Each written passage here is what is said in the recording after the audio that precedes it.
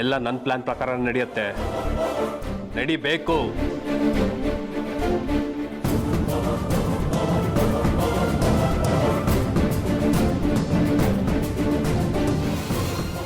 ನೀನು ಮನ್ಸಲ್ಲಿ ಒಂದು ಇಟ್ಕೊಂಡು ಬಾಯಲ್ಲಿ ಒಂದು ಮಾತಾಡ್ತಿದ್ಯಾ ಅಂತ ನಂಗೆ ಚೆನ್ನಾಗಿ ಗೊತ್ತಾಗ್ತಾ ಇದೆ. ಆದರೆ ಒಳಗಿನ ಮಾತು ಏನು ಅಂತ ನನಗೆ ಗೊತ್ತಾಗ್ತಾ ಇಲ್ಲ. ಯಾವಾಗಲೂ ನಿನ್ನ ಮೇಲೆ ಒಂದು ಕಣ್ಣಿಟ್ಟಿರ್ತೀನಿ. ಹೋಗಿ ಬಾ.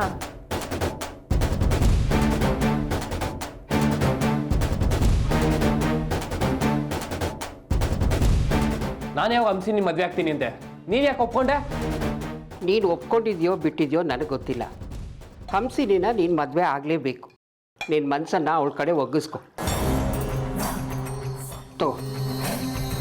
ಅಮ್ಮ ನೀನೇ ಈ ಮಾತಾಡ್ತಿರೋದು, ಇದಕ್ಕಿದಾಗ ನಿನ್ಗೇನಾಯ್ತು? ನನಗೇನೂ ಆಗಿಲ್ಲ ಕಣ, ಆದರೆ ನಿನಗೇನೂ ಆಗಬಾರ್ದು, ಅದಕ್ಕೆ ಹೇಳ್ತಾ ಇದ್ದೀನಿ. ನನಗೇನು ಆಗಲ್ಲ. ನಾನೇ ಹಂಸಿನಿ ಮದುವೆ ಆಗಬೇಕು? ಅವಳೇನು ಎದುರಿಸಿದ್ದಾಳ? ನಿನಗೆ ಬ್ಲ್ಯಾಕ್ ಮೇಲ್ ಮಾಡ್ತಿದ್ದಾಳ? ಇಲ್ಲ ಏನೋ ಮೋಡಿ ಮಾಡಿದಾಳ? ಎಂಥ ಮೋಡಿನೂ ಇಲ್ಲ, ಬ್ಲ್ಯಾಕ್ ಮೇಲೂ ಇಲ್ಲ. ಅವಳು ನಮ್ಗೆ ಇಷ್ಟ ಆಗಿದ್ದಾಳೆ. ಅವಳನ್ನ ನಮ್ಮನೆ ಸೊಸೆ ಮಾಡಬೇಕು ಅಂತ ನಿರ್ಧಾರ ಮಾಡ್ಕೊಂಡಾಗಿದೆ. ಅವಳಿಂದ ಈ ಮನೆಗೆ ಒಳ್ಳೇದಾಗತ್ತೆ, ನಿನಗೂ ಒಳ್ಳೇದಾಗತ್ತೆ. ಗುರುಜಿ ಹೇಳ್ಬಿಟ್ಟು ಹೋದ್ರಾ ವಿಕ್ರಮ್ಗೆ ಒಳ್ಳೇದಾಗತ್ತೆ, ಅವ್ನು ಮುಟ್ಟಿದಲ್ಲ ಚಿನ್ನಾಗತ್ತೆ, ಅವ್ನ ಕಾಲ್ ಕಡೆ ಭೂಮಿ ನಡಗತ್ತೆ ಅಂತ. ಗುರೂಜಿ ಬಗ್ಗೆ ಅಷ್ಟು ಹಗುರವಾಗಿ ಮಾತಾಡಬೇಡ್ವಾ? ನೀನು ಕಿಡ್ನಾಪ್ ಆದಾಗ ನಾನು ದೇವ್ರ ಹತ್ರ ಬೇಡ್ಕೊಂಡೆ, ನನ್ನ ಮಗ ಸುರಕ್ಷಿತವಾಗಿ ಬಂದರೆ ಹಂಸಿನಿ ಜೊತೆ ಅವ್ನ ಮದುವೆ ಮಾಡಿಸ್ತೀನಿ ಅಂತ. ಹರಕೆ ಹೊತ್ತ 10 ನಿಮಿಷಕ್ಕೆ ಪ್ರಮೋದ್ನಿ ಫೋನ್ ಮಾಡಿದ್ಲು, ನಿಮ್ಮ ಮಗ ಸುರಕ್ಷಿತವಾಗಿದ್ದಾನೆ ಅಂತ. ಇದೆಲ್ಲ ಆಗಿದ್ದು ಅವಳ ಜಾತಕದಿಂದ ಕಣ. ಮದುವೆ ಮಾಡ್ತೀನಿ ಅಂತ ಹೇಳಿದ ತಕ್ಷಣ ಇಷ್ಟು ಒಳ್ಳೇದಾಗಿದೆ ನಿನಗೆ.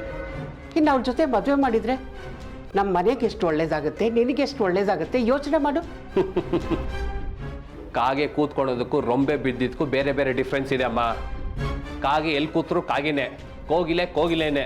ಕಿಡ್ನಾಪ್ ಯಾರು ಮಾಡಿಸಿದಲ್ಲ, ನಾನೇ ಮಾಡ್ಕೊಂಡಿದ್ದು. ಇದೆಲ್ಲ ನಂದೇ ಟ್ರಿಕ್ ಅಮ್ಮ. ಇದೆಲ್ಲ ರಾಜಕೀಯದೊಂದು ನಡೆ. ಇದಕ್ಕೂ ಹಂಸಿನಿಗೂ ಸಂಬಂಧ ಕಲಿಸ್ಬೇಡ. ಕೆಟ್ಟ ಕಾಲ ಬಂದರೆ ಹುಂಜಾನು ಮೊಟ್ಟೆ ಇಡತ್ತಂತೆ. ನೀನೇ ಸಮಸ್ಯೆನ ಮೈ ಮೇಲೆ ಹೇಳ್ಕೊತಾ ಇದೆಯಾ. ಈ ತಂತ್ರಗಳನ್ನು ಮಾಡೋಕ್ಕೆ ಹೋಗಿ ನೀನೇ ಅತಂತ್ರ ಆಗಬೇಡವೋ. ಹರಕೆ ಯೋಗಗಳನ್ನು ಅಷ್ಟು ಹಗುರವಾಗಿ ನೋಡಬೇಡ. ನನಗೆ ನಿನ್ನ ಹರಕೆ ಅವಳ ಯೋಗದ ಮೇಲೆ ನಂಬಿಕೆ ಇಲ್ಲ. ನಾನು ನನ್ನ ಬುದ್ಧಿಯಿಂದ ಬೆಳ್ಕೊಂಬಂದಿರೋದು. ನನಗೆ ನನ್ನ ಶಕ್ತಿ ಮೇಲೆ ನಂಬಿಕೆ ಇದೆ. ನನ್ಗೆ ಹಂಸಿನಿ ಬೇಡ ಅಷ್ಟೇ.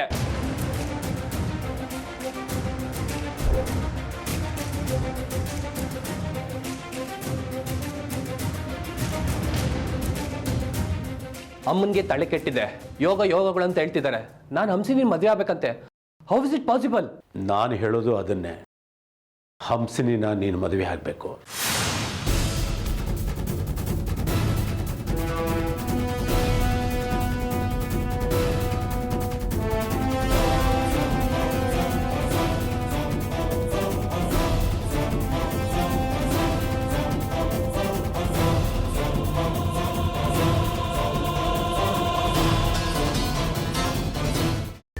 ಕೈಮಾ ಲಿವರ್ ಚಕ್ಕಣ ಮಾಡುವ ವಿಧಾನ: ಒಂದು ಬಾಣಲಿಗೆ ಎಣ್ಣೆ, ಈರುಳ್ಳಿ ಹಾಕಿ ಹುರಿದು ಶುಂಠಿ ಬೆಳ್ಳುಳ್ಳಿ ಪೇಸ್ಟ್, ಅರಿಶಿನ, ಪುದೀನ, ಕೊತ್ತಂಬರಿ ಸೊಪ್ಪು, ಲಿವರ್, ನೀರು, ಬೇಯಿಸಿದ ಕೈಮಾ, ಟೊಮ್ಯಾಟೊ ಪ್ಯೂರಿ, ಗರಂ ಮಸಾಲ, ತುಪ್ಪ ಮುಚ್ಚಳ ಮುಚ್ಚಿ ಬೇಯಿಸಿ. ಈಗ ಕೈಮಾ ಲಿವರ್ ಚಕ್ಕಣ ಸವಿಯಲು ಸಿದ್ಧ. ನಮ್ಮ ಇವತ್ತಿನ ಕಾರ್ಯಕ್ರಮದಲ್ಲಿ GFC ಖ್ಯಾತಿಯ ಕೃಷ್ಣಪ್ಪನವರು ಒಳ್ಳೆ ಚಾಕ್ನವನ್ನ ಮಾಡಿ ಕೊಟ್ಟಿದ್ದಾರೆ.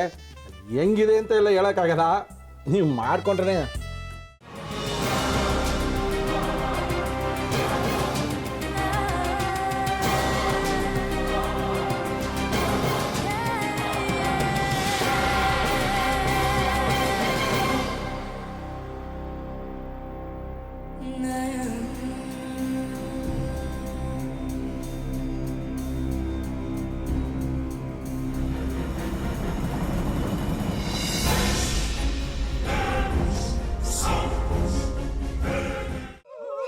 ಎಟ್ಟಿ ತಕೊಳಕ್ ಬಂದವ್ರನ್ನ ಸುಮ್ಮನೆ ಬಿಡಲ್ಲ, ರೂಮ್ ಕರ್ಕೊಂಡೋಗಿ ಸಾಯಿಸ್ಬಿಡ್ತದೆ.